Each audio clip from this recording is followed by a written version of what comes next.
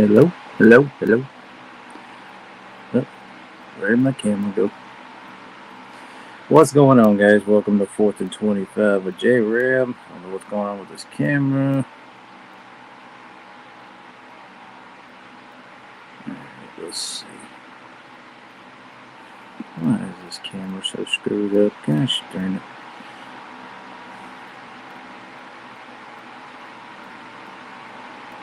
Okay, now for some reason I can't see myself. Hey guys, welcome to 4th and 25 with Jrams. I don't know why we cannot see y'all. Let me hop out here. There we go. Alright, welcome to 4th and 25 with Jrams. Hope you guys are having a wonderful day out there. Hope you're staying safe, staying cool, enjoying your day. Alright, so this is going to be a somewhat packed show today. It's our last show for the month of July before we go on a little bit of a break before the season.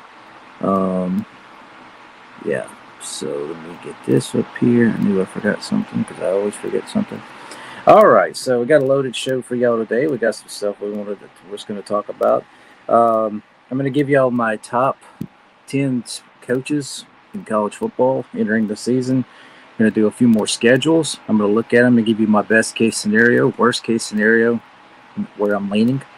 And we got FCS Rivalry Spotlight. We'll take a look at the Grambling State Southern Rivalry. They call it the Bio Classic.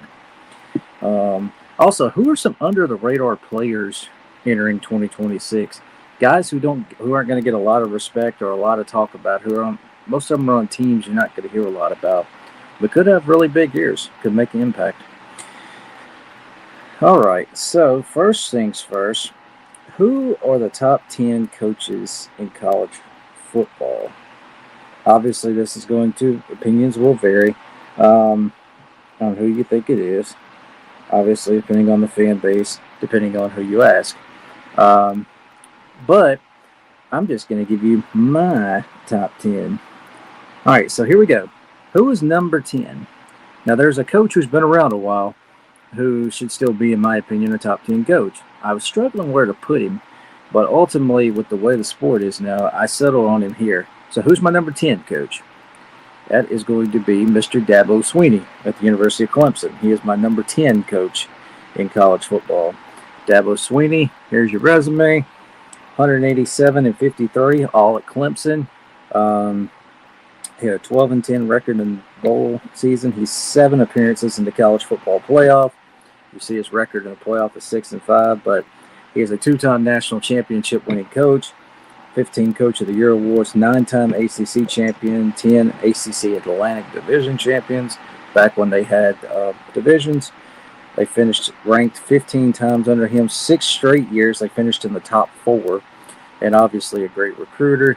Has finally started embracing, I guess, the transfer portal a little bit, if you want to call it that. But one of the best coaches in the sport still to this day. Yes, Clemson had a pretty big down year last year, going 7-6, but still a really good coach, and he's done a lot. The resume speaks for itself. So my number 10 coach, that is Mr. Dabo Swinney at Clemson. All right, who is number 9, you might ask? Number 9. Let's head to South Beach and the guy who just came off of a national championship appearance. Number 9, Mario Cristobal at the University of Miami. He is my number 9 coach. Pull up his resume. Here's Mario Cristobal's resume. 97 and 79 as a head coach. That is overall. That's including FIU and Oregon, where he also coached at. 6-5 bowl record, 3-1 in the playoff last year. Of course, took Miami to the national championship game appearance. He's won 3 conferences titles as a coach. He had a Sun Belt co-title when he was at FIU. He had 2 Pac-12 North titles with Oregon, a couple of Coach of the Year awards. 2015, he was voted Recruiter of the Year by 247 Sports. You see his FIU tenure wasn't great, 27-47. But they did win a Sun Belt co-championship there, a couple of bowl appearances. FIU, of course, a tough job. Oregon, He ended up at Oregon in 2017 as the new head man there. He was there from 2017 through 2021. Really good run there. He had 20, hit a 35-13 record, 23-9 in the Pac-12, 2 Pac-12 North titles, and of course 2 Pac-12 titles, 2019 and 2020. Say what you want, the 2021 was kind of abbreviated because of COVID, but still it counts on their resume, I guess. But still a couple of conference championships there. And now, of course, Miami, he's been there since 2022. He's 35-19. ACC record is 18-14. Winning win-loss record has improved just about every year since he's been there. A couple of bowl appearances finally led them to their first playoff appearance last year and made it all the way to the national championship game before they fell to the Indiana Hoosiers. Excellent recruiter, excellent at using the transfer portal. Miami does really good work in the portal. Of course, they have the resources and everything, able to get in really good talent to fill their spots that they need. But I'm ultimately going, this is where I ultimately settled on. So Mario Cristobal, my number 9 head coach. All right, who's number 8, you ask? Kalen DeBoer, Alabama. Say what you want about Kalen DeBoer, but he is a winner. He knows how to get to the national title game. A lot of people probably got him a little higher, but I placed him here for now. We'll see how things turn out with him in Tuscaloosa. He's not a bad coach, though, regardless of what people might say, especially over in T-Town. Alabama, look at this record. 124-20 as a head coach. 3 bowls, 3-3. 2-2 in the CFP. That includes a year at Washington. Last year at Alabama. 17-2 record as an NAIA coach in their postseason. He's won 8 championships. 3 NAIA, 4 GPAC. That was at the NAIA. That was a conference title, in case you're wondering. Took Washington to a Pac-12 championship. 16 Coach of the Year awards. 2 playoff appearances last year with Bama. A couple years ago at Washington, which included making it to the national championship game with the Huskies. His career as far as head coach, he was at Sioux Falls in the early 2000s. As you see, NAIA program, he was incredible as a coach there. Going 67-3, 49-1 in conference, 3 championships. And then at Fresno State, he popped up. He was at Fresno State as a head coach for a couple of years, going 12-6, 9-5. His team won the 2021 New Mexico Bowl, but then he was already gone to Washington. And then at Washington for a couple of years, incredible run with the Huskies, 25-3, 16-2 in the Pac-12. 2 10-plus win seasons, finished top 8 both those years. 2023, great year for the Huskies. They won the Pac-12, made the playoff, beat Texas in the semifinals. I think that was at the Sugar Bowl. And he took Washington to the national championship game before they ultimately fell to the Michigan Wolverines. And then, of course, at Alabama, been there for 2 years. Let me pull it up here. I think a little bit of it got cut off the page there. Let's see. Yeah, okay. No. At Alabama, he's 20-8, 12-4 in the SEC, which is pretty good. I don't care what you say. 2025, they made the playoff last year, got a first-round win. And both years he's been at Alabama, he still managed to finish for the top 25 team. Still not bad, not a bad recruiter, trying to work the portal. Enters a big year, though, as we all know. Can Alabama get back to being one of the elite of the elite? Because some say they're not in the top 1%. There's probably not going to be a preseason top 10 Alabama team. But he enters a big year this year, and we'll see what happens. But anyway, Kalen DeBoer sets as my number 8 head coach. All right, number 7. Who is my number 7 coach, you might ask? Thought about this one too. Could go another way with it, but anyway, I settled on this man. And number 7 is Notre Dame head coach Marcus Freeman. Let me pull his resume. He's only been at Notre Dame as far as a head coach goes. He is 43-12, 5-2 in the postseason, 3 10-plus win years. Of course, 2024 made the first annual 12-team playoff.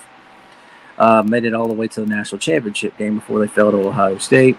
Has finished no worse than 18th in any year as the head coach. 3 Coach of the Year awards during that magical 2024 season. Another program he's really good recruiter, top 10 I believe class. Can use the portal too, but really excellent developer too of talent. So very well coached. Could go higher, maybe by the end of this year. Who knows? Anyway, number 7 is Marcus Freeman. Number 6. Who is my number 6 head coach? That would be Mr. Lane Kiffin at LSU. He is a top 10 coach. Maybe could have been lower, could have been higher, but I just settled on putting Lane here at number 6. Let the resume still speak for itself. He's still a damn good football coach. Let me pull his resume up. Here it is. 116-53 as a head coach. A 4-4 bowl record. We go back to his 1 year at Tennessee. Tennessee fans don't want to remember it, but he went 7-6, 4-4 in the conference, made the Peach Bowl where they got, I think, beat by Virginia Tech. Then he left Tennessee for his trip to USC. 28-15, 17-12 in Pac-12. In 2012, lost the Sun Bowl, but was ineligible for the postseason in 2010 and 2011 for NCAA sanctions that did not happen under him, but unfortunately they were dealing with them. The 2011 team that did not make a bowl game went 10-2, finished number 6 in the country. Entered the next year, I believe it was 2012, as a preseason number 1 before things kind of unraveled for him there. And it was the beginning of the end for him there in Los Angeles. But so he gets fired at USC, goes and recuperates a little bit in Tuscaloosa with Saban. Finally gets back into the head coaching gig. Florida Atlantic in 2017 through 19. Really good run with the Owls. This is about the only job that didn't have some controversy at the end of it. He was 26-13, 18-6 in Conference USA. 2 championships in 3 years, just 2 conference titles and 2 East Division titles. A couple of bowl appearances. Didn't coach the second one, but really good run there. About the only job there really wasn't no controversy at us in his departure. And then, of course, his most recent job, he was at Ole Miss from 2020 through 2025. Took the Rebel program on a great run. 55-19, 32-17 in the SEC. 4 10-plus win seasons in 6 years. That's remarkable for what he did at Ole Miss. 5 bowl appearances, 3 New Year's 6 bowls. Got a Peach Bowl win. Got a Sugar Bowl appearance. I'm trying to think. But anyway, 3-2 in bowl games. Qualified for the 2025 last year's college football playoff, but of course he did not coach the Rebels in the playoff after he took the LSU job. The school would not let him coach. Take it however you want, but the school handled it, I think, pretty well. And some of the players have said they didn't want him coaching because he was bailing on them at this time. But also at the same time, he couldn't help the calendar. The calendar also was the calendar's kind of a problem too that caused all this. So anyway, controversial ending. Don't think it was handled well, but that's just my opinion. What can you do? Anyway, great run at Ole Miss, great run at FAU. Really good football coach. The portal king. Portal classes are always top 3, it seems like. Doesn't recruit as much as some of the other guys, but tarmac firing was unique. Ain't that the truth? Yeah, I didn't even mention that. Yeah, he was fired at USC on a tarmac. Never heard of a head coach fired on a tarmac. I'm glad you mentioned that. I appreciate that. But anyway, still a good football coach to his credit. Number 6, Lane Kiffin. Okay, who's my number 5? I flipped this between 2 guys. Number 5 is going to be Sark. I put Sark here, Steve Sarkisian at Texas. Total record as a head coach, 93-55, 4-5 in the postseason. That includes the bowls and the CFP. At Washington, he was 34-29, 24-21 Pac-12 record. Took him to 4 bowls, went 1-2. Had 1 ranked at the top 25 team. Did okay there. And then it got in the USC job where he was it seemed like he was at for a cup of coffee, but he was at USC for 2014 and 15, going 12-6, 7-5 in conference. Did get a Holiday Bowl win out of it. Unfortunately, the drinking issues caught up to him, if you know what I mean, but I won't get too much into that. Then after kind of recuperating in the NFL and with Saban at Bama, he got back into the head coaching job in 2021 at Texas, which is where, of course, he's at now. 48-20, 17-10 in the Big 12, and so far 13-3 in the SEC, doing really well. Got in their final year in the Big 12, won the conference and was coach of the year, taking them to the playoffs. where they lost to Washington in the Sugar Bowl, the semifinals. That was still the 4-team era. And then, of course, back in 2024, he took them to the 12-team playoff, 1-1 in other bowls. 2 top 5, 3 top 12, and 4 top 25 finishes in Austin. Using the portal, excellent, and of course, also excellent recruiter. Does a wonderful job in Austin. The next championship he wins will be his first, hopefully this year, is his battle cry. There you go. But yeah, excellent at the portal, great recruiter. Can he get Texas over the heap, though? They've been to the SEC championship, but they, of course, fell short to Georgia. That was a really good game, if I remember it correctly. But can he win an SEC title? Can he get Texas back to the promised land? Because with all the money that Texas obviously puts into everything, you know what they're expecting in Texas. They want to win a national championship. Can Sark do it? I think he definitely can, but we'll see. Okay, so we shall move on to the number 4 head coach. We're going to head up to the Pacific Northwest and Dan Lanning at Oregon. He is my number 4 head coach. I've got Dan Lanning here. Let me pull his resume up. I've got all these resumes, and of course, they're not in order. Anyway, Dan Lanning at Oregon. He's only been a coach there. 48-8. That is incredible. 15-3 in the Pac-12, and since they've been in the Big Ten, he's 17-1. Already won a conference title in his first year in the Dadgum Conference, folks. 3-2 bowl record. Won the Big Ten, like I said, 2024. Took them to the 12-team playoff, where they were the number 1 seed before they fell to Ohio State in the quarterfinals. 2 playoff appearances, 2-2 record. Now, of course, last year made their second playoff appearance. They actually won a playoff game, beating JMU in the first round, and then beating Texas Tech in the quarterfinals. That was at the Orange Bowl before they fell to the very, very destructive machine that Indiana was last year when Indiana killed them in the Peach Bowl. 2025 Stallings Award winner, 2 top 10 final rankings, excellent recruiter, but unbelievably well at working the portal too. He's almost like the Kiffin of the Northwest, if that makes any sense, but works the portal phenomenal too. Before his time at Oregon, he was under, of course, Kirby Smart at Georgia, so he learned from a pretty damn good one. But anyway, the only thing that's missing for Dan Lanning is one thing, and that's a national championship. Can he win a natty at Oregon? I think he can. Maybe it's this year. Who knows? But they got to go do it. Talk is cheap. They got to go do it. Dan Lanning, my number 4 head coach in college football. All right, number 3. Let's take this to Columbus, Ohio. Number 3 is Ryan Day, the head coach of the Ohio State Buckeyes. Ryan Day, phenomenal head coach. Oops, that's not it.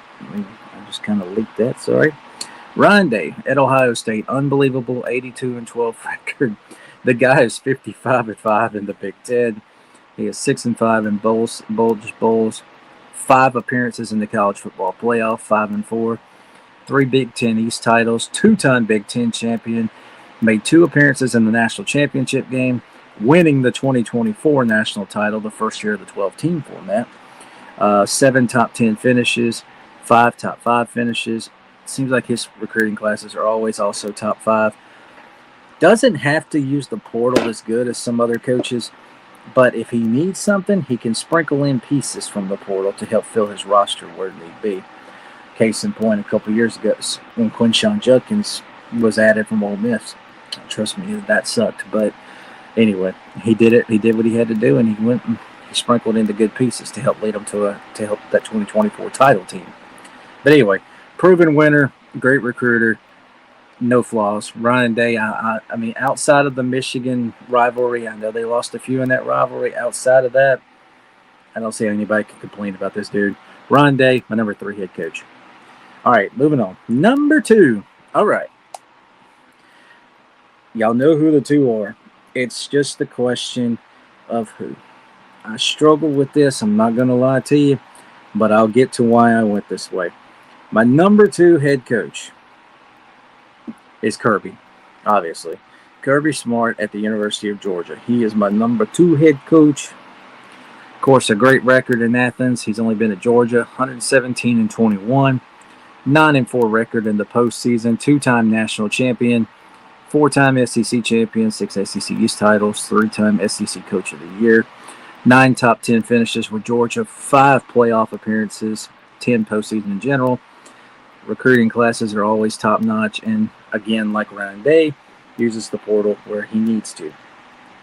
But the ultimate definition of the class of the SEC as far as programs, great long tenure. You don't see coaches stay somewhere as long like this guy has. But Georgia has not fallen off a cliff. Their worst year was his first year when they went 8-5. Ever since then, Georgia ain't looked back. I mean, they're a machine. They're developing talent. They're deep at several positions. The guy is a phenomenal football coach. So Kirby Smart settles at number 2. And then finally, I don't think it's rocket scientist at this point, but the number 1 head coach in the country, according to yours truly, I have bestowed that to Curt Cignetti, and I do not know where that. I thought I had a graphic up here. Where is that graphic? Hold on. Let me make sure. I thought I had a Curt Cignetti one for you. All right, let's try it real quick. Yep, there it is. My number 1 head coach in college football is Curt Cignetti. My God, just Indiana alone is phenomenal what he's done there. But anyway, Curt Cignetti is the number 1 coach in college football for me. Let me pull his resume up real quick. It's pretty long considering the places that he has coached in the past. But Curt Cignetti, you get the nod at number 1, my friend. 146-37 as the head coach, and that's everywhere he's been. 3-1 bowl record, 3-1 in the college football playoff, 2 appearances, 7-5 in the FCS playoffs. He was 4-3 in D2 playoffs, 11 championships. Of course, Indiana's magical run last year to the national championship. 19 Coach of the Year awards. Go back to his days at IUP, 2011 through 16. He was 53-17, 33-11 in that conference, 2 titles in conference, 4 final rankings, 3 D2 playoff appearances. Then he went to Elon for a couple of years at the CAA, 14-9, 10-5 in the league. Took him to 2 playoff appearances, 2 ranked finishes. Took the James Madison job, and by the way, he also coached under Saban at Alabama. And of course, anybody wonders, so you one of the best, you learn from the best. At James Madison, 2019 through 2023, look at that, unbelievable, 52-9. That is just dominance. 31-4 in their conference. That's a couple of conferences, but anyway, 3 FCS playoff appearances. Led James Madison in transition from the FCS to the FBS and the Sun Belt Champion Conference. Took them to a bowl game their very first year in 2020. I'm sorry, no, not first year. But anyway, took them to a bowl in 2023 and their first top 25 finish. Of course, he did not coach that bowl because he was gone to Indiana. But led them to in the transition to FBS. And then, of course, need I say more? Look at his Indiana. This is Indiana, people. This is statistically the worst program in the Big Ten win-loss record history before he came in there. But in 2 years in Indiana, this man is 27-2, 17-1 in the Big Ten, 2 playoff appearances in 2 years. And then last year, of course, won the Big Ten last year and won the national championship.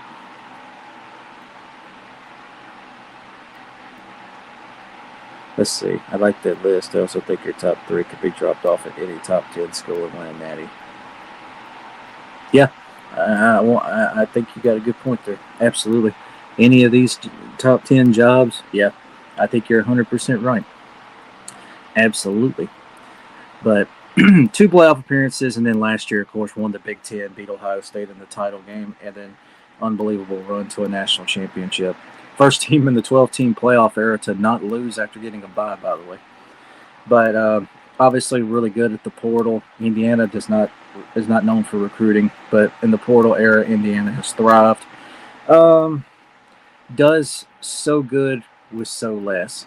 I mean, these guys he won a natty with last year, these weren't 5-star recruits. These were not high on the top of the chain football players, recruits. He wins with less. So, I mean, the resume speaks for itself. People down here in Georgia might laugh at me. I don't give a crap. So, anyway, my number 1 coach, I'll give him one more shout, is Mr. Curt Cignetti. He is my number 1 head coach in college football. So here is one final time. Let me find Jrams top. Yeah, there it is. Jrams top 10 head coaches. There's the list for you if you want to see it. Dabo number 10, Mario number 9, Kalen is 8, Freeman 7. I put Kiffin at 6, Sark at 5th, Dan Lanning at 4th, Ryan Day is 3rd, Kirby Smart is 2, and Kurt Cinetti is number 1. I might have DeBoer a little low now that I sit here and think about it, but oh well, it is what it is. Anyway, I got Kalen. That is my top 10. Jrams top 10 coaches. All right, guys, I'm going to take a quick break, and when we come back, we're going to jump into our schedules. I'm going to give you 5 more schedules. My best case scenario, worst case scenario, and where I'm leaning as far as wins and losses. All right, be back in a minute.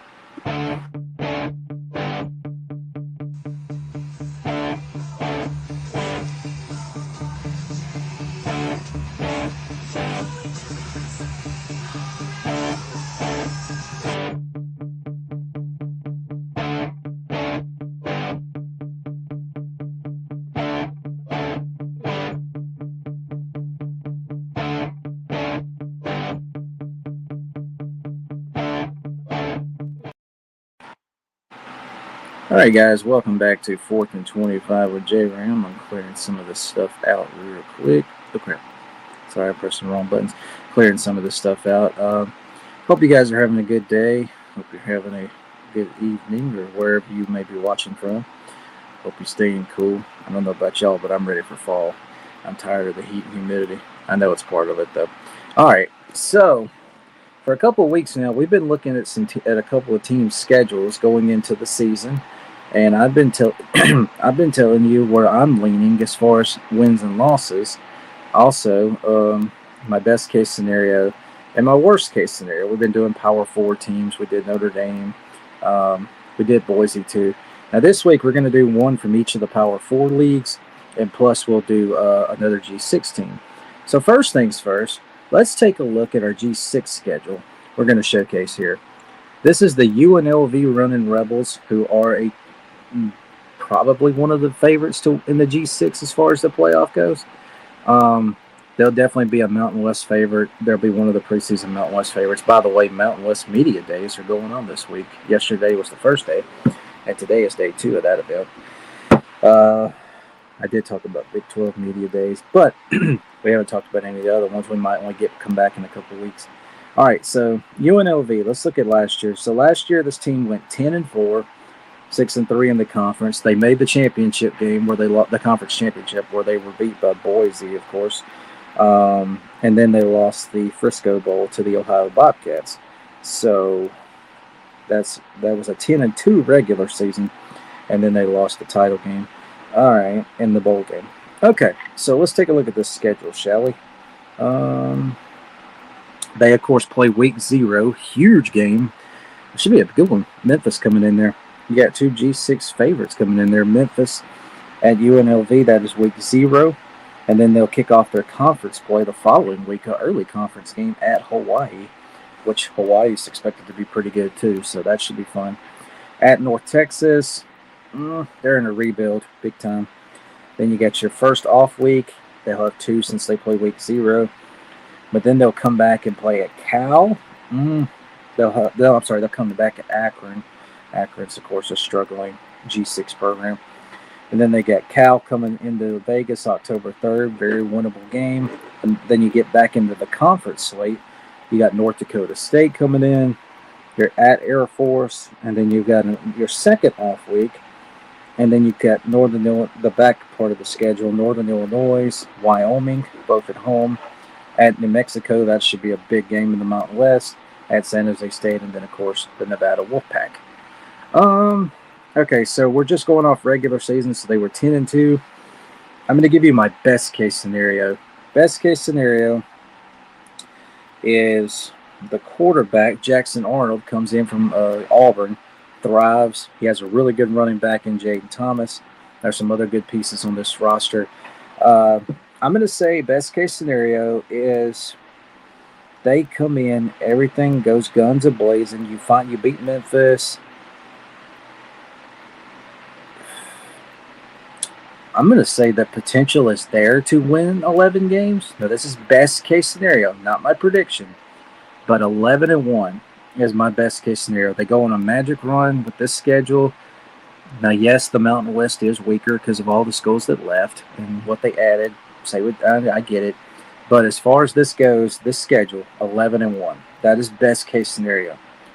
Worst case scenario, I still think they're fairly good. Worst case scenario, 6-6. I think they're a bowl team regardless. 6-6 is my worst case scenario. As far as where I'm leaning at this moment before predictions in a few weeks, I am leaning to, am I leaning less than 10 wins or am I leaning more than 10 wins? I am going to say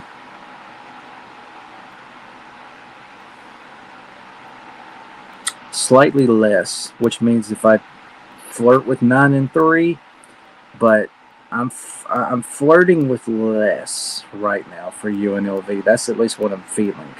I'm flirting with 9-3, but we'll see. So anyway, best case scenario 11-1. Worst case is 6-6. I don't see Dan Mullen having a losing season with this team.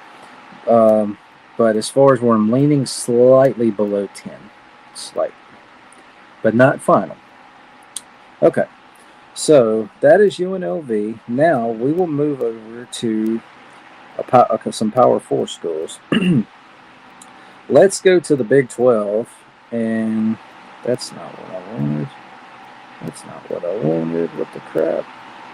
All right, let's go to the Big 12. Arizona. Let's take a look at the Wildcats. Arizona, last year they were 9-4, I believe. Let me check real quick. Yeah, they went 9-4. That was after the bowl game where they lost to SMU in the Holiday Bowl. It was a good game. Anyway, they went 9-4, 9-3 in the regular season, 6-3 in the Big 12.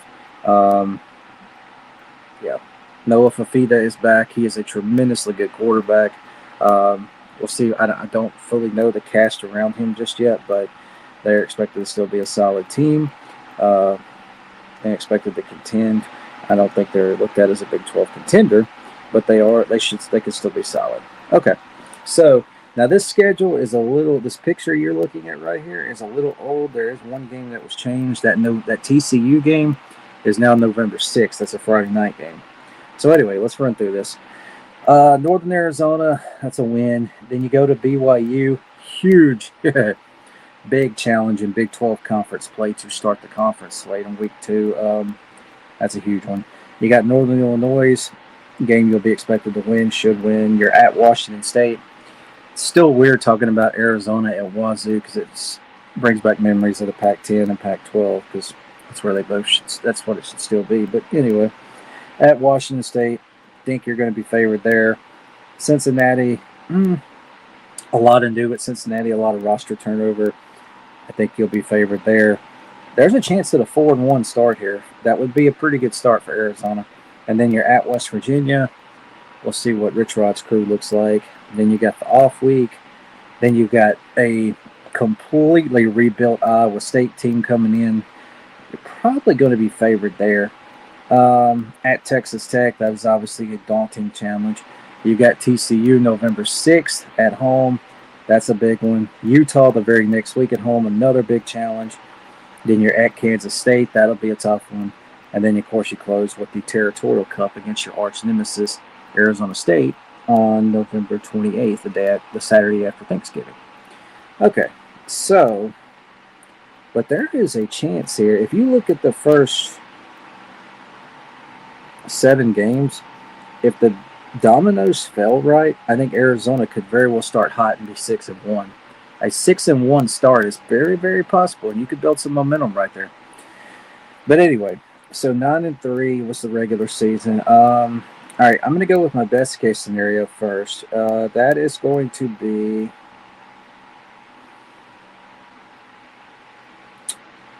my best case scenario is you repeat 9-3. I just don't see 10 wins there. TCU and Utah and Kansas State and Texas Tech before that in a 4-month stretch, that's brutal. I mean, Texas Tech, TCU, Utah, and K-State, that's a challenge. But anyway, I think your best case scenario is a 9-3 repeat. Worst case scenario, I'm going to say that the worst case scenario is everything implodes. Noah Fafita struggles, offensive line struggles, defense struggles, everything. Worst case scenario is 4-8 because I'm going to say you win a couple of your non-con games and then you find maybe a surprise in the Big 12, but you still struggle. Yeah. So okay, 9-3 is best case scenario. Worst case scenario is 4-8. And then as far as final record, I am going to say where I'm leaning. I'm leaning.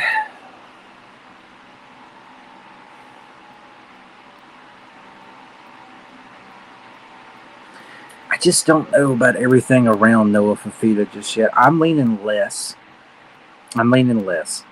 If I had, I'm slightly leaning below 9-3 for Arizona right now. I could be wrong, of course. I usually am, but I'm going to say, yeah, I'm leaning less right now than than 9 wins. Okay, best case 9-3, worst case 4-8, and I'm leaning less right now, subject to change. All right, next up, let's move to the good old ACC.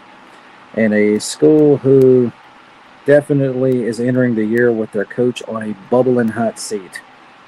Let's look at Florida State. Okay, so last year was obviously started really good with the win over Alabama, and then the wheels kind of just exploded and imploded. And Florida State went 5-7, 2-6 in the ACC. Hey, but at least you got the win over Florida State, I guess. And you beat Virginia Tech. You beat Alabama and Virginia Tech. I'm sorry. But it was a rough year in Doak Campbell. And not a lot of optimism around Florida State as we enter the season this year. Mike Norvell's obviously coaching for his job. His seat is hot. You bring in a QB, Ashton Daniels, who's expected to be good. You do have Deuce Robertson, one of the best receivers in the country. I just don't know what to expect of this team. Anyway, here's the schedule. Now, week 0, they have New Mexico State. That's a game you should be expected to win. But look at that second game, Labor Day night. They are the Labor Day game as they host SMU in the conference game. They are probably going to be the underdogs to SMU because SMU is the one with a lot of big expectations who's expected to be pretty good. So that's a big challenge with SMU. Then you got your first of 2 off weeks, and then you go to Alabama, September 19th. Oh, boy. Good luck. Because Tuscaloosa has had this one circled. Y'all know it. I know it. Good luck. Central Arkansas, that's a win. And then you got Virginia coming in on October the 3rd. That is a game that you're going to have circled because you lost that game last year in Charlottesville, and your season kind of unraveled after that when you lost to Virginia. So payback will be, of course, on their minds when we get there. Friday night game at Louisville, that's going to be a big challenge. Louisville's expected to be pretty good. And then you go to Miami on the 17th. Of course, the rivalry game, kind of one-sided lately. Miami's the one that everybody's expecting to be good in your league. But that'll be a big daunting challenge. And then you got your other off week, and then you play Clemson on the 31st at home. Remember when Florida State and Clemson had high stakes? Then you're at Boston College. And then another Friday night game, November 13th at Pitt. Don't sleep on that one. Pitt, pick a surprise if they could. And then you got NC State. And then, of course, on Black Friday, you play your arch rival Florida. Kind of weird seeing that game on Black Friday. But, oh well. Black Friday, you'll play arch nemesis Florida. Okay. So 5-7 last year. Best case scenario for Florida State. You surprise SMU. You take care of them. You start. Okay, I'm gonna say if your best case scenario, you go 4-1 going into that Louisville game. You split the Louisville Miami game.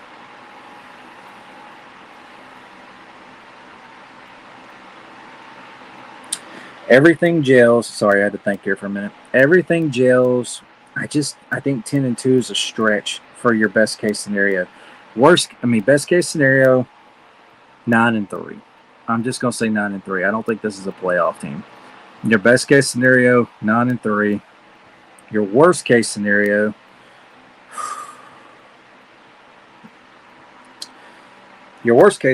means Norvell probably gets fired before the season's over. Of course, with the way we fire coaches now early in the year. Worst case scenario is, I mean, he went 2-10 a couple years ago, so I'm gonna say their worst case scenario is they go 3-9, and it just unravels. He gets fired. Let's see. Here's one to think about, and it very well could happen. What if he beat New Mexico State and you lose to SMU and Alabama and beat Central Arkansas? Does he survive at 2-2? But if he drops Virginia, Louisville, and Miami, and you're 2-5, yeah, he's definitely gone. He'll be gone before then, probably. But anyway, so best case scenario 9-3. Worst case scenario just 3-9. As far as where I'm leaning, I mean, they won 5 games last year. I personally am going to say that I am leaning. I'm leaning higher. Now, that still may not be enough to save Mike Norvell's job, but I'm leaning higher. I'm leaning more than 5-7, so I'm leaning higher for Florida State. Okay, 2 more. We got one from the SEC we'll do and one from the Big Ten. Let's move to the SEC. Our SEC schedule we are going to do is the Texas A&M Aggies. There's Texas A&M. And I pressed the wrong schedule. Okay. So Texas A&M, really good year under Mike Elko last year. It ended with a dud in the playoffs, but finished 11-1 in the regular season. Only loss was, of course, at Texas, a game that they led at one point. I think at halftime, too. And then, of course, they lost in the first round of the playoffs to Miami. But still, 11 wins. It was a really good year.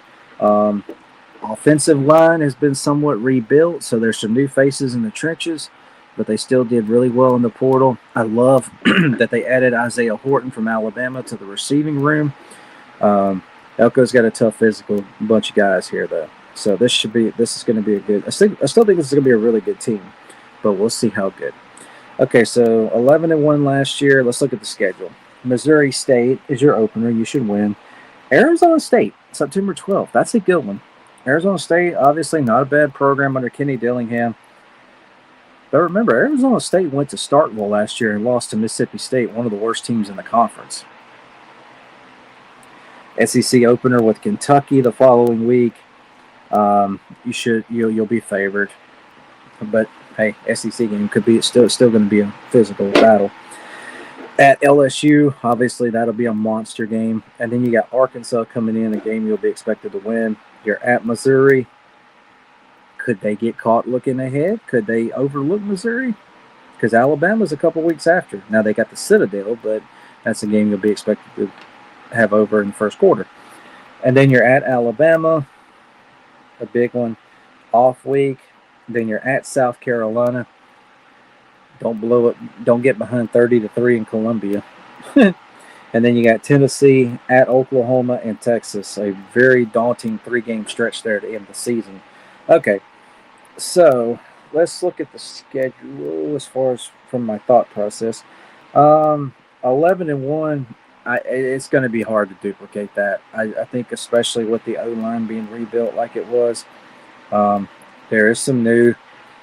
I just think it's going to be so tough going 11-1 in a 9-game SEC schedule. It's just going to be tough.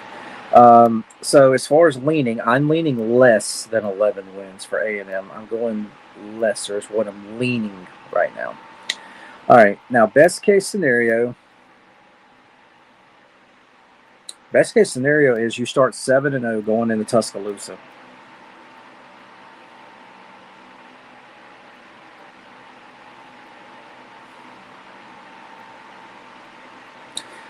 Best case scenario is you somehow prove me wrong and you go 11-1 again.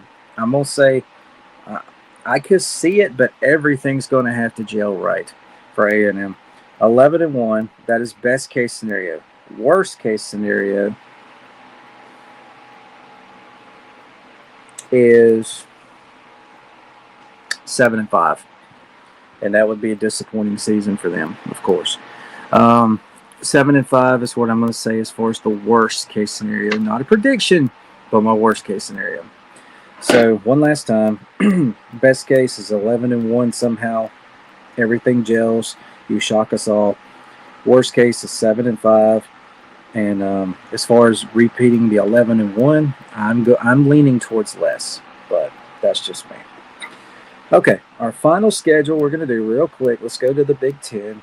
How about a first-year coach, and let's head out west, and let's look at the UCLA Bruins. It is the start of the Bob Chesney era out in the LA. Now, this schedule is a little older. It was not updated.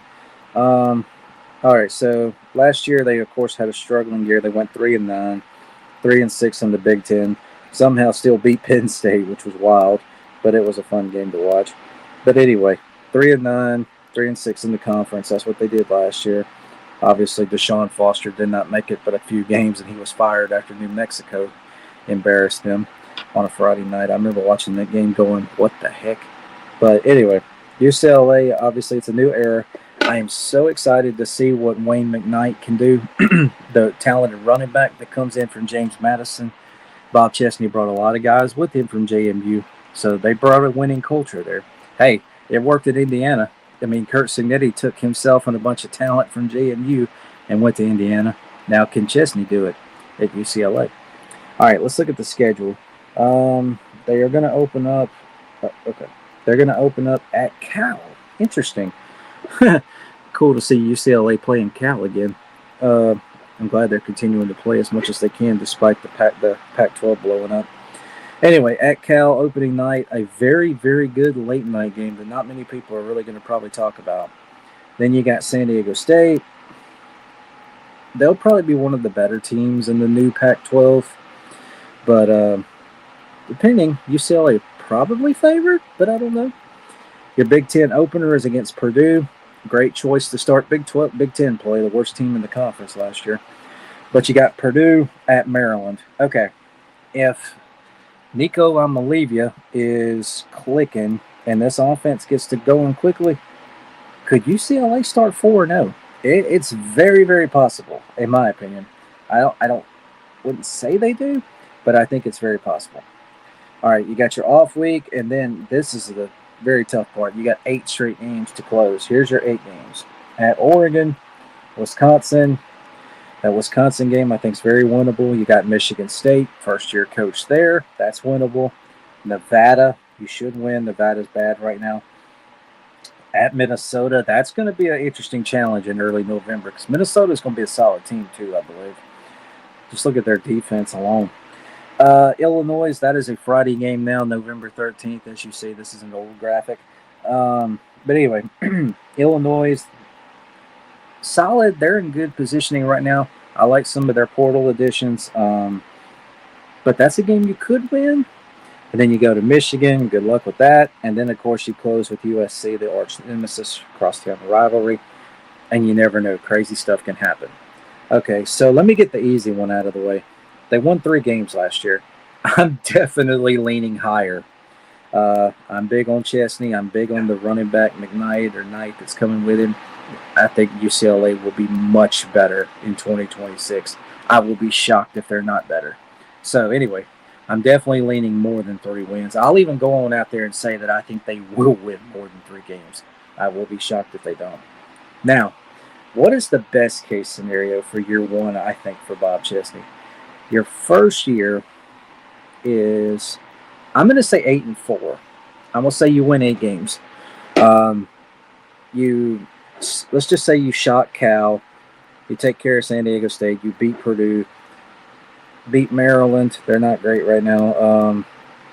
Maybe you drop the Oregon game, drop the Michigan game, drop the Minnesota game, and maybe the USC game. Something like that. But anyway, 8-4 would be my best case scenario for UCLA. That's what I'm going to go with. Now, worst case scenario.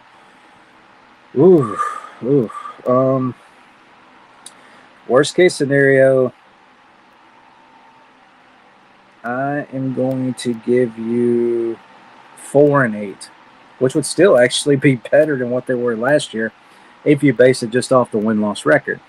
But, man, I just do not see this program going 3-9 again. I think they've hit the bottom of the bottom, and I do think they will get better. I'm not going to say Chesney's going to turn them into the next Indiana, but I think he's going to get them back on track. So anyway, 8-4 best case, 4-8 worst case. I'm leaning much higher than 3 wins. So that's that. All right, so that was fun. We'll do a few more of those when we come back in a few weeks after a break. All right, so let's take another break, our second break, and when we come back, we're going to jump into our FCS rivalry spotlight. We're going to take a look at the history of the Grambling State and Southern series known as the Bayou Classic. Let me find my stuff real quick.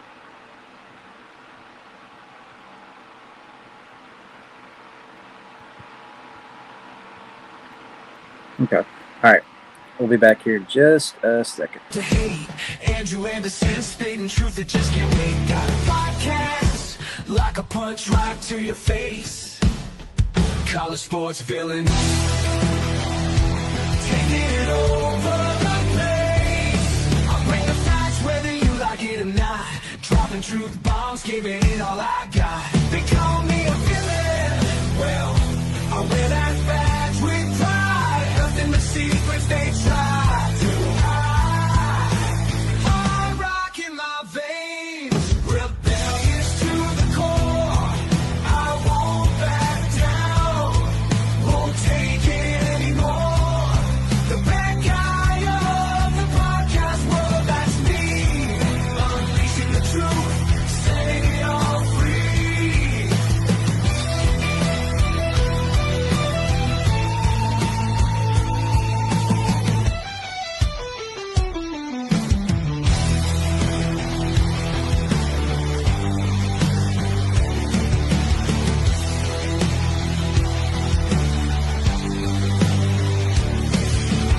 Unleashing the truth.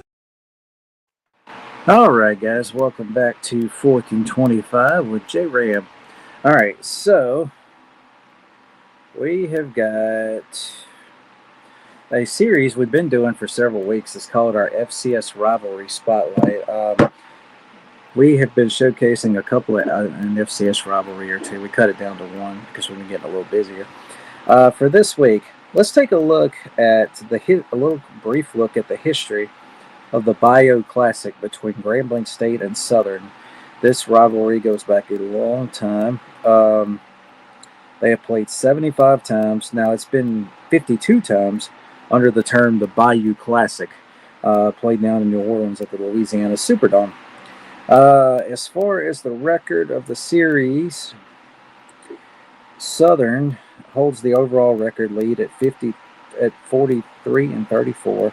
Now in the Bayou Classic history, Southern leads 27-24. That includes one unplayed game that Southern forfeited, but does not include 2 forfeited wins by Southern and 1 by Grambling State. Little image of the band right here. The band always puts on a show at this game from what I've seen and heard. Their first meeting was in 1932, a 20-0 win by Southern. The first Bayou Classic was actually November 23rd, 1974, that Grambling won 21-0. The last year's meeting was a thriller as Southern won the game 28-27. The two largest victories in the history of the rivalry are Southern in 1935 winning 64-6, and then as far as in the Bayou Classic's history, Southern also winning the 2021 game by a final score of 49-7. The longest win streak, overall, Grambling won 9 straight from 1970 through 78. That includes a forfeited win by Southern. And then as far as the Bayou Classic goes, Southern has the longest winning streak of 8 straight from 1993 to 2000. And currently, Southern is actually winning this series on a 4-game winning streak. Just a brief little history. Prior to 74, the game was viewed as a big in-state rivalry between two schools. In the days of Jim Crow, Southern and Grambling usually had to pick the most of the good black high school players in Louisiana However, it was not nearly the media spectacle that it is today. After it was rebranded as the Bayou Classic and moved to New Orleans, there was a trophy added and numerous events scheduled all throughout the week leading up to the game itself, like these bands right here, as I just showed you. They put on a great show. Let's see. Games that were played in this series before 1974 are generally not included within the context of the Bayou Classic's historical lineage. The annual game also was touted as a classic as early as 1948. That was a game Southern won 18-0 before 10,000 fans. A brawl during that game led to a suspension of the series for the next decade, a period in which Southern, while they were not playing this series, Southern won 3 black national championships and some delayed Grambling State's admittance into the SWAC until 1958. Shortly before the rivalry was resumed with the renewal of the series, the game was again billed a classic. It was again interrupted in 1972 due to political unrest on host school Southern's campus, which resulted in a forfeit. That is the game Southern forfeited. The game was then permanently moved off campus to neutral the following year, including the 1973 game, which was played in Shreveport in front of 40,000 people and influencing the decision to create the Bayou Classic. What's good today? Oh, not much, man. Not much. All right. So anyway, that is a little brief look at a FCS rivalry spotlight as we showcase the annual Bayou Classic between Southern and Grambling. All right. So let's jump into our final segment. Hey, Big Blue in. I wish you'd been here a little bit ago. You could have seen who were my top 10 coaches in college football. All right. So let's move to our final segment. College football under the radar players entering the 2026 season. All right. So I made a list and I kind of went through every one of the position groups trying to find somebody to represent each one of them. Don't know how good of a job I did, but we're going to try. We're going to try and see how we did. Give me just a second. I'm trying to upload all my graphics. I think I'm missing a few guys. Yeah. Actually, no. No. I think I got them all. Okay. All right. So what I did was I picked one guy under each kind of position group, if you will. And I'm just going to give you some guys who, and I'm not saying these guys' team is going to make the playoff. I'm just saying these guys, in my opinion, ain't going to get quite the love and respect that you'll hear out of some guys. But they're in for possibly big years. All right, so let's start with special teams. Who is a kicker entering the year that you probably don't hear a whole lot about, but you could? I went to the ACC for this one. Aiden Burr at Georgia Tech. He's been there since 2023. He's made 81.4% of his field goals, longest of 55, 57 out of 70 total. His best season was 2023 when he made 17 out of 19, 89.5%. Last year he was 25 of 29, 86.2%.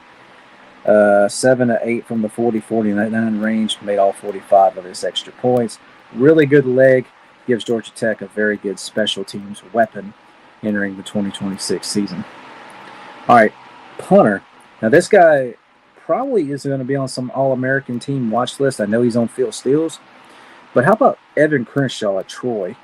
This dude's got a leg. Now, he was at Coastal Carolina for a couple years, but he's been at Troy the last 2 years. 42.4 average for his career, long of 67.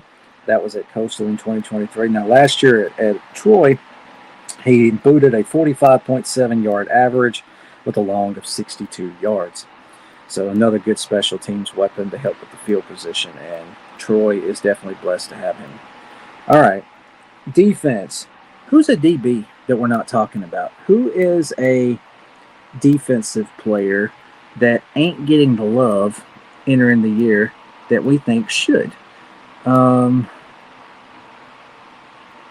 And I just realized I don't have a graphic of him. Holy crap. I'm sorry. All right, I'll just go ahead and say it because I ain't got a lot of time. Kelly Jones, cornerback at Mississippi State. Probably going to be an NFL draft pick next year. high draft pick. He's been at State since 2024. 62 total tackles in his career in Starkville. 33 solo, 12 pass deflections, a couple of interceptions, 2. Last year alone was when he made his 2 interceptions, 11 pass deflections. He had 34 tackles, 20 of those were solo.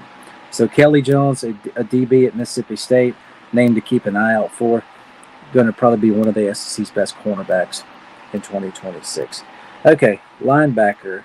How about, and I'm putting this guy because his team's been down lately, and they're not going to be highly viewed as far as national conversation, but they should be a lot better.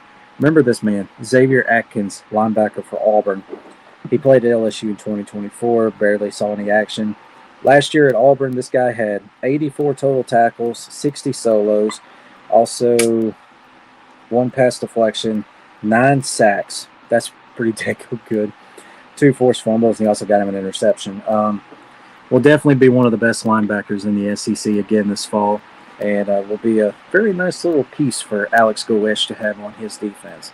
So keep an eye on Xavier Atkins. All right, defensive line. How about Anthony Smith at Minnesota? This guy is a sacking machine. He's been there since 2022. He has 81 total tackles in his career, 43 solo, 38 assists. He actually deflected 4 passes. He has 19 and a half sacks with the Gophers, 3 forced fumbles.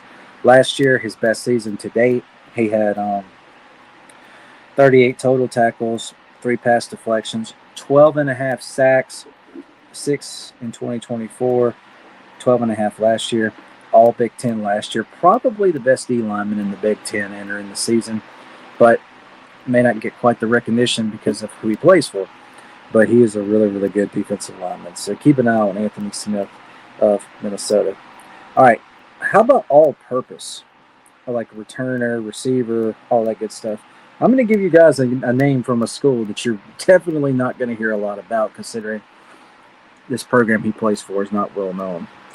But my all-purpose guy to keep an eye on, how about Darius Clark at Kent State? Yes, I know that. You heard that right. Kent State.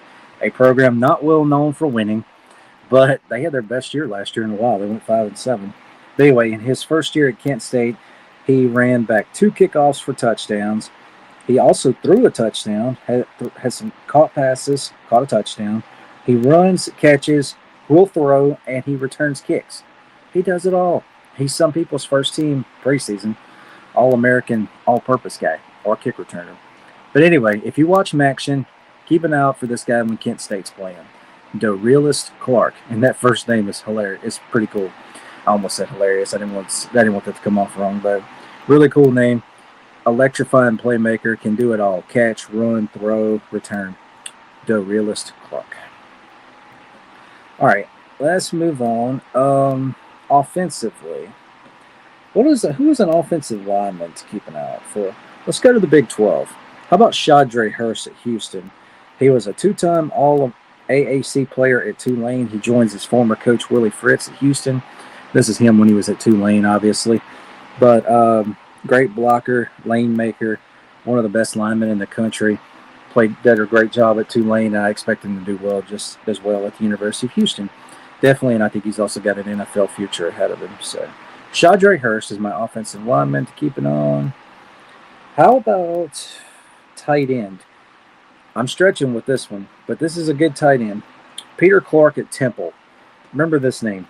He's been at Temple since 2023, but last year had a really good year. 30 catches, 483. He averaged 16.1 yards per catch. Caught 6 touchdowns. He caught 3 in 2023 and 2024 also, giving him 9 total. He caught 3 in that 2-year span. So has 9 touchdowns in his career for the Owls. Really good receiver, good hands, physical. He'll be a nice little weapon again for Casey Keeler and the Owls this fall. So anyway, Peter Clark, my tight end to keep an eye out for. That's under the radar. How about this guy at wide receiver? He's been there for a little while too, by the way. KJ Duff. I don't know why I said Clark. I'm sorry. KJ Duff at Rutgers. He's been there for a couple of years. Last year, he had 1,000 yards receiving, 60 catches. 1,084. 18.1 yards per catch, 7 touchdowns. He also caught one the year before, so he has 8 touchdowns in his career. Going to be on a lot of people's all Big Ten lists. One of the best receivers in the conference. Not going to hear a lot about him because he's at Rutgers. But KJ Duff, a receiver flying under the radar. All right, running back. This one might get a little more credit than I think he will. But the dude put on a clinic last year at his old school, and now he's going to probably thrive in this offense. Anyway, at running back, how about Cam Cook at West Virginia? He's a transfer from Jacksonville State who was also at TCU before. Let's see. He was at TCU in 2023 and 2024. He run for 518 in his career. 460 of that was in 2024. He had 9 touchdowns. All of those was in 2024. And then last year, he really burst onto the scene at Jacksonville State, where he led the country in rushing. Had 1,659 yards. That's incredible. 5.6 yards per carry. 16 touchdowns. He was the 2025 Conference USA Player of the Year, Newcomer of the Year, and all the first team. So he won quite a few awards. Rich Rod, of course, known for his run-first, kind of a zone read spread option offense. Rich Rod loves to run the ball, so this is a great place for Cam Cook, in my opinion, since he transferred out of Jacksonville State. Really good landing spot with Rich Rod here. But look for him to have a big year and help get West Virginia maybe back on track. So Cam Cook, West Virginia, as my running back. And then how about a quarterback? I just talked about him a little bit, but this guy's had a great career, put up a lot of numbers. Doesn't hear a lot about him. Noah Fafita at Arizona. Been there since 2022. A rarity in college football these days. This is his 5th year there. You don't hear about many guys doing this, being at one school this long. In his career at Arizona, he has 9,183 yards passing, so over 9,000 yards. 64.9 completion percentage in his career. That's really, really good. 73 touchdowns, only 24 interceptions. And then last year with the Cats, he completed 64.3% of his throws, throwing for 3,228 yards, 29 touchdowns, only 6 interceptions. That's really good. The touchdown INT ratio, 29-6, really good. Also 4 rushing touchdowns. Does have mobility, can run if needed. Really good passer, and entering his final year in Tucson, looking to help give Arizona one last run under his quarterback leadership. Noah Fafita at quarterback. All right, guys. So that is my under the radar guys to watch as we enter 2026. Going to take one quick break, and we come back. We're going to wrap it up here, and before we shut it down for a little while. This last segment's going to be a little heavy. Hopefully, if what I talk about offends anybody, I'm sorry. But I'm also not sorry because this involves a friend. So anyway, we're going to take a quick break. And when we come back, we are going to close our show out. Let me hit this button. We'll see y'all here in just a second. On time, you can get to work by 9 and start your slaving job to get your pay. If you ever get annoyed, look at me, I'm self-employed. I love to work at nothing all day, and we've been taking care of business every day. Taking care of business every way. We've been taking care of business. It's all mine. Taking care of business, and I've been working overtime. Work out. All right, guys, welcome back to 4th and 25 with Jrams. All right, so in our non-football segment, I was originally going to do something else, but we had a little something sadly happened this past Monday. I don't normally talk about a lot of stuff that's really big in our mainstream media and in the country and the world, but I don't know where y'all stand with law enforcement, ICE, and all that stuff. It's your business. I support law enforcement, our brave men and women who serve our communities, who serve our towns, our military, serve our country. I will support them always in their job. They have a tough job. they go to work every day knowing the possibility they may not come back.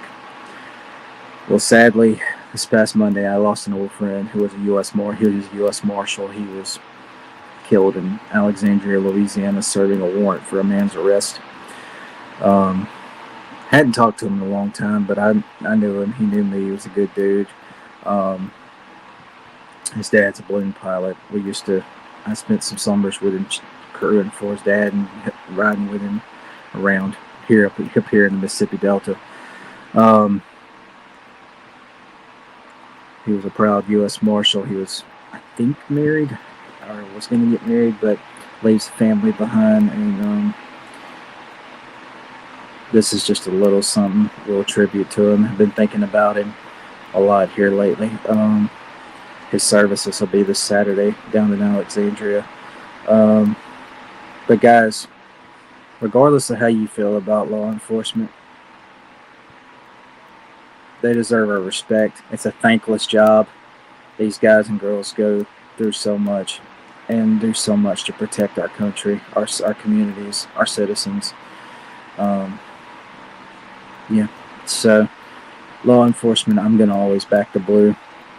If you got a problem with that, that's fine. But I'm not here to stir anything up. I'm just here just paying a little respect to an old friend of mine from in the past. So,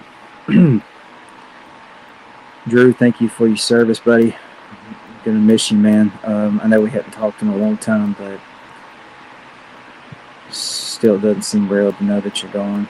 Thinking about you and your dad and your mom and your whole family, man. It's tough. But anyway, just a little something in honor of U.S. Marshal Drew Hansen. Thank you, brother. Rest in peace. And my prayers, of course, are with the Hansen family every day. All right. So, as I kind of told y'all yesterday on a preview post on socials, this is going to be our final show for the month of July. I'm taking a few weeks off, and when we come back, we're going to go 2 shows a week in August. I'm going to come back August 11th, so it's probably about a 3-week hiatus. But when we come back, we're going to do 2 shows a week from August through December, through the college football season. And just lock and load, and we'll enjoy. Gonna get to work. I'm gonna take these next few weeks to kind of rest and get some episodes ready, and maybe move into a different shindig. We'll see what we can do. We're gonna try to get y'all. I'm gonna try to get a different background for the show when I come back in August. So appreciate y'all checking me out. Good numbers today. Thank y'all for all of y'all for checking me out and watching me. I hope I didn't bore you to death. I will post my top 10 coaches again on the socials. College football, the spread, down and distance. So anyway, thank you guys again for checking me out. Close with a Bible verse real quick. Just to share a quick message from the Lord above. Ephesians 6:13. Wherefore take unto you the whole armor of God, that you may be able to withstand the evil today, and having done all, to stand. There's a lot of evil in this world. Every day, it seems like it's everywhere. Take the armor of God with you to withstand it, and to keep on going. Thank y'all, everybody, for checking out the show. And one final time to U.S. Marshal Drew Hansen, my old friend. Rest in peace, brother. Rest in peace. Y'all take care. Y'all have a good day.